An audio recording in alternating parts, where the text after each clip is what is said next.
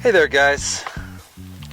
A lot of anger going around these days, and road rage seems to be one of the most likely situations where you can find yourself needing to defend yourself. So we're going to talk about some tactics to keep ourselves out of those road rage incidents and some procedures when we do find ourselves caught in those incidents, how we're going to manage ourselves and deal with ourselves. All right. Oh, we're doing it.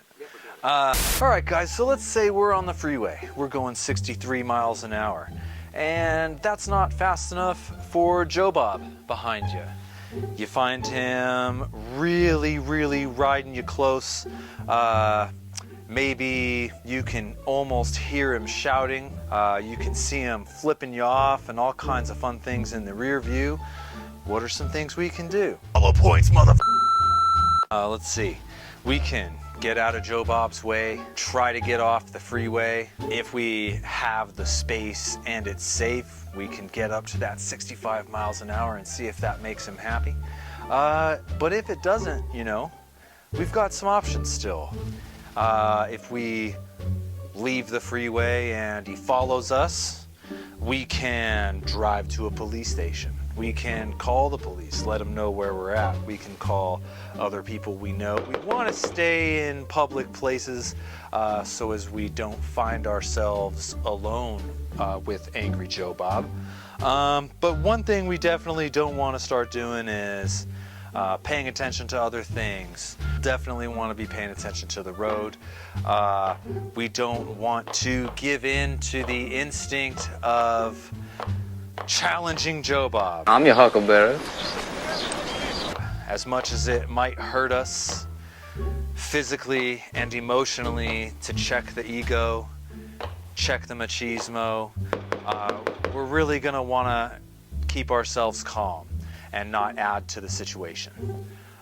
Once we've kind of diverted from our path, if we've had to, if we still find ourselves in that situation where now we're getting followed around the neighborhood, getting followed down whatever street we're on, we might have to activate that 911 call and have the police meet us somewhere, or like I said before, drive to the police station. So let's say Angry Joe Bob is unable to let go of his rage. And now we find ourselves being confronted. We've tried to get away. Hopefully we've activated that 911 call and we've got some help coming.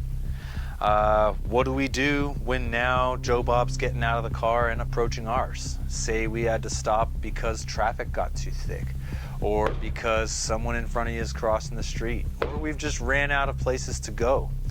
We're really gonna have to keep track of some things. Do we have a gun we're carrying in the car? Are we surrounded by no-shoot targets? Are we carrying a less than lethal option? Can we spray Joe Bob in the face with something nasty to keep him at bay?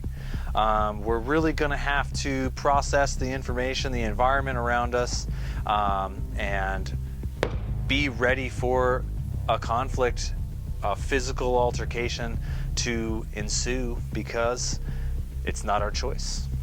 We have to keep in mind that everything we do in these situations has to be a de-escalatory action. We're not allowed to dump fuel on the fire and then say, oh shit, now I need a gun. So we have to be very careful that with somebody whose blood is already boiling, we're not giving them sexy hand signals or asking them funky questions, escalatory statements. What are you gonna do about it? Or else what? We really have to make sure that we are trying to calm the situation down. So just to recap all of that, you know, we really need to be putting out some safe driving. We have to try to get away, activate a call. Everything we have to do has to be de-escalatory. Some people are just looking for confrontation and conflict. We also have to be ready to defend ourselves.